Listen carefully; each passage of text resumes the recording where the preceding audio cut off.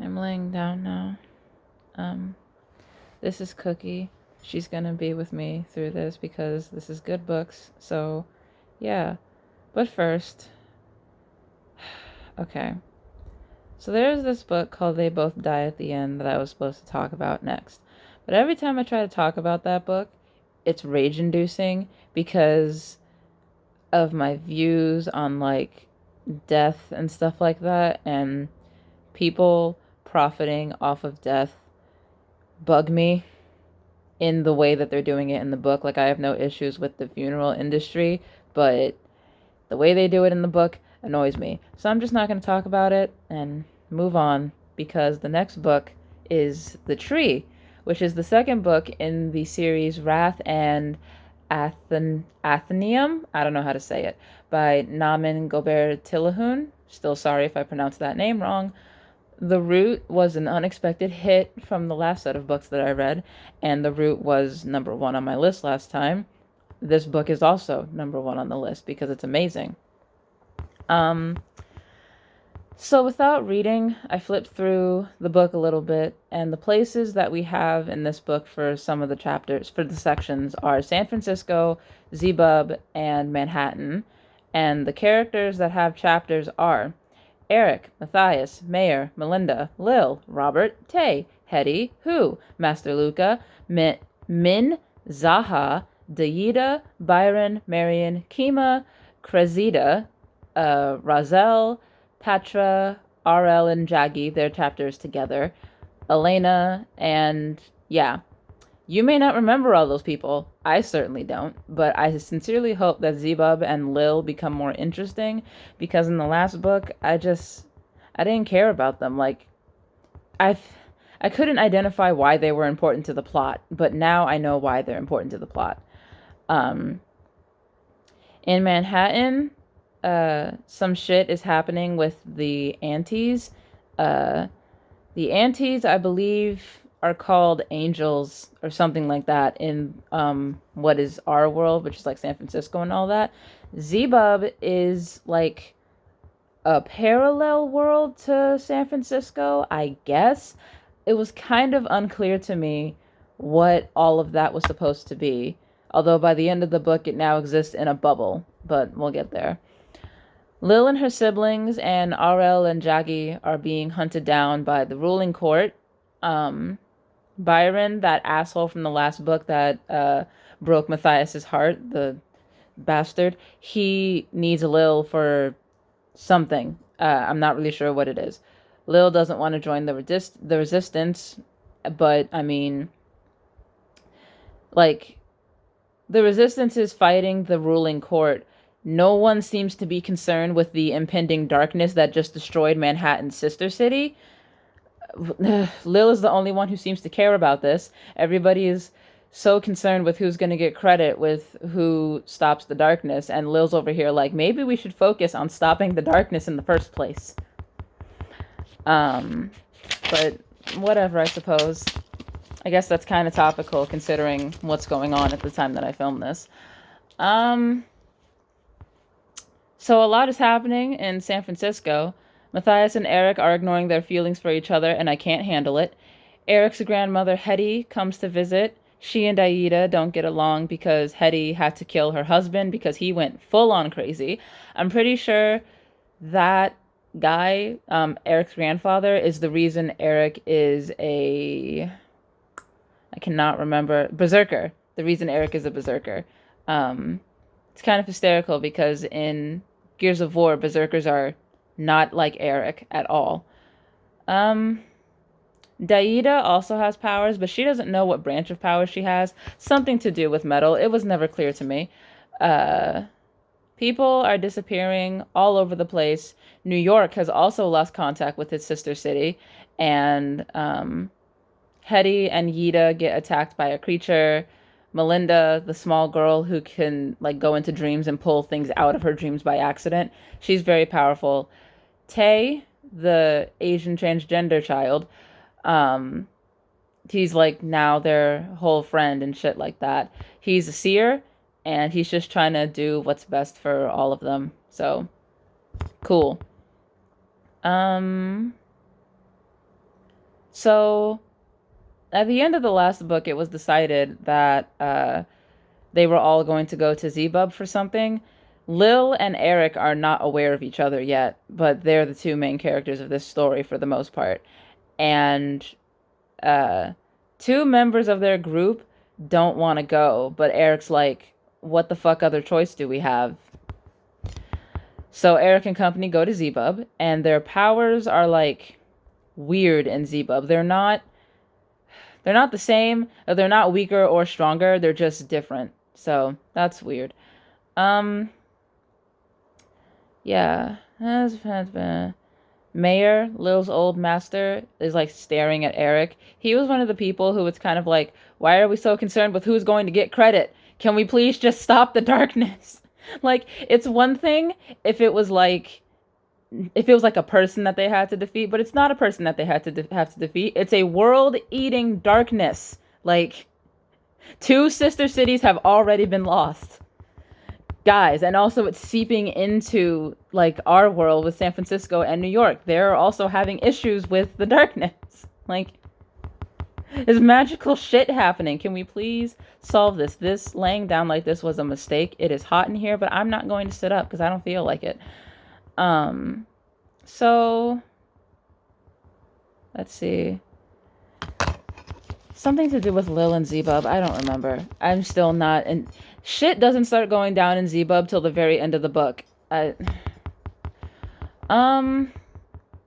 Just gonna keep reading my notes until I try and figure out what's going on. Oh, so Eric and company are in like the major city where Lil and company used to be. Razel, I believe Razel is a girl. The girl whose master is kind of weird, and also she was like kind of on Lil's side, but kind of not on Lil's side. I wasn't really sure what side she was on the entire time. She's instructed to try and get close to Eric. Um, she certainly gets close to them. She ends up leaving with them and siding with them against her master, so that's nice. Uh, Daniel, the ghost from the last time, who is the ghost of Eric's last love, he's acting weird, and Tay is aware of him, and he can kind of see Daniel, which is odd because before only Eric and the other girl, I do not remember what her name was. They were the only ones who could see him. So Tay kind of gets killed, and I freaked out because Tay is one of my children, and I didn't want him to die. And I was, so what? He can't be dead. So they questioned Razel. The agency did not know that people who were being kidnapped were having their literal insides removed, like all their organs and shit were being taken out, and it's weird. They were going to do that to Melinda because if you remember, we met Melinda when Eric saved her from her almost getting kidnapped. Like, what the fuck? Mayor is also working with Byron. I don't know. I don't know what any of the antagonists are after in this book except for Daniel. And yes, Daniel turns out to be an antagonist. Tay isn't dead. I was very happy with that. Daniel is a traitor. Eric has more powers. Why are the anti invading Earth? Who knows? Mel uses her powers and someone like sees her. The agency and the other one are kind of falling apart now. It wasn't really clear to me why. I think we can all agree that darkness, no darkness, the anti-kidnapping people that's not called for. So, Razel also serves as a guinea pig for her master's experiments. Her master is aware that, like, Zebub is it's ruined now, so what the fuck? Who cares? Eric and company are not supposed to win, according to her master. Guards get posted outside their room, but they decide to leave, so who gives a shit? And TBH, I haven't mentioned Manhattan. That's because I refuse to talk about it until I understand what's happening. So also, there's a lot of also in this video, but Robert, Eric's dad, shows back up at this point. I don't know why, but he did. And apparently his whole family was blooded, but like no one decided to tell this person. Okay. Daniel like goes to Robert and is like, "You should work with me." And it's like, what? It was at this point that I realized that Daniel is probably not Daniel and he's probably some sort of demon thing or whatever.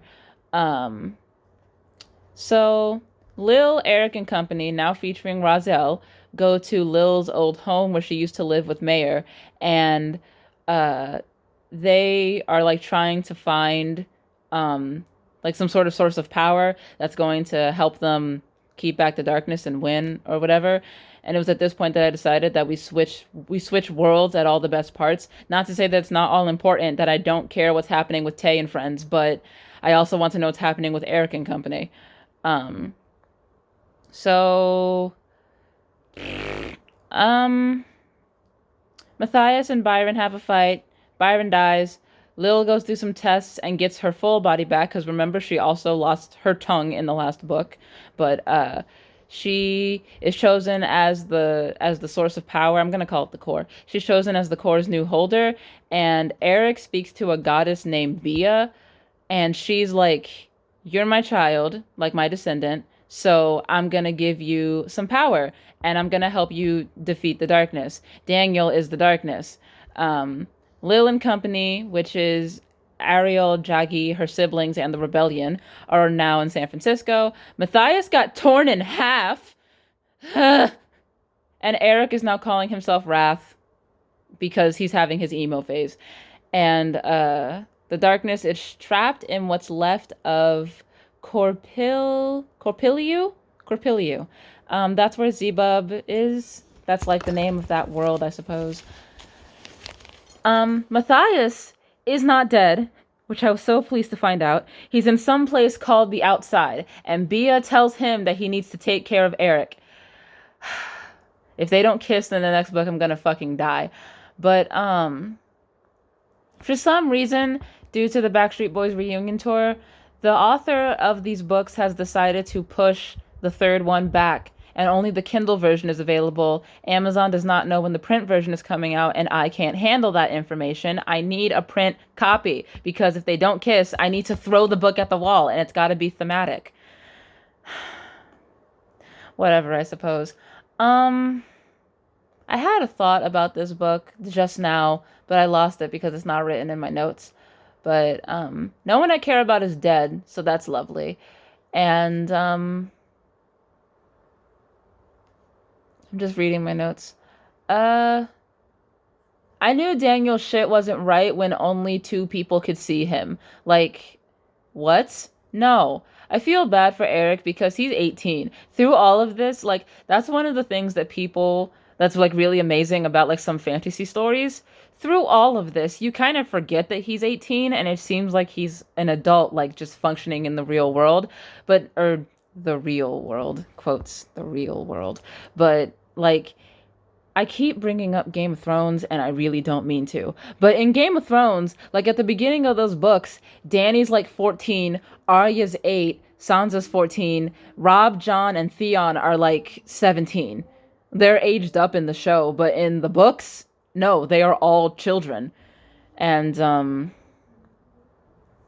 this book is still really good, and I can't believe I have to wait. I absolutely refuse to buy the Kindle version. I will wait until the print copy comes out because if the fruit, that's what it's called. If the fruit is not the last book, I think I'm actually going to die. I don't think I can take much more of this.